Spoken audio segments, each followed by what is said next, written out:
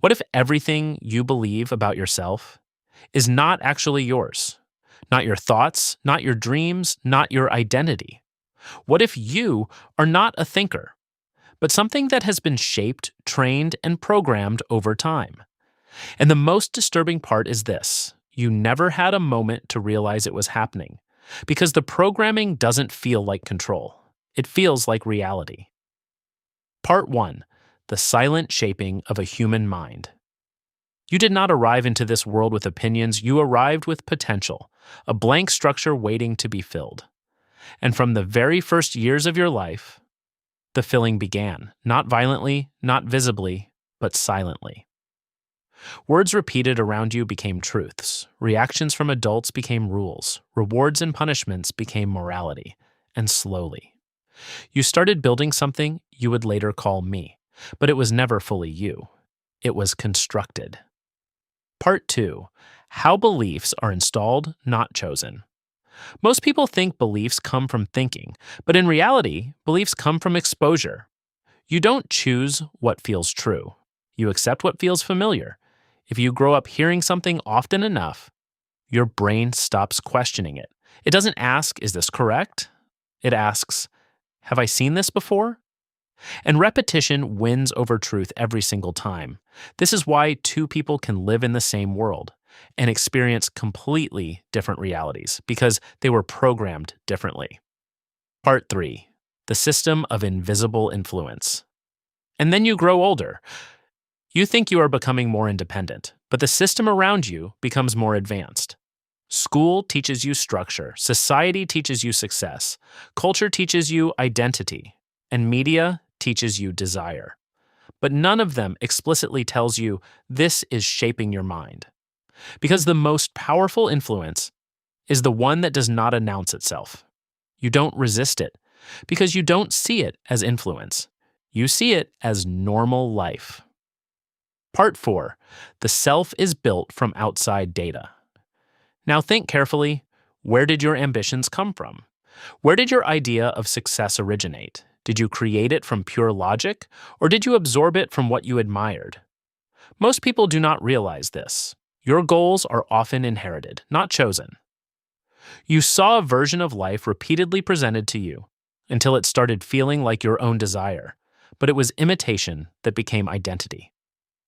Part 5: The Algorithm Era, Programming at Scale. And then something changed everything: the internet. For the first time in history, your attention became a product. Every scroll you make is data. Every video you watch is feedback. And every second of attention you give is used to predict what will shape you next. You are no longer just influenced by society. You are influenced by systems designed to learn you and then reshape you, not randomly, precisely, individually. Part 6: Why You Feel Unique but Think Similarly. Here's a contradiction most people never question. Everyone feels unique, but most people think in patterns: different faces, same fears, different lives, same insecurities. Why? Because individuality exists on the surface, but underneath, human thinking is highly programmable: fear of failure, desire for approval, need for validation. These are not personal traits. They are universal inputs. Part 7: The Comfort of Being Programmed. And here is the uncomfortable truth. Most people do not want freedom. They want certainty, because freedom requires responsibility, but programming gives comfort. If your beliefs are installed, you don't have to question them.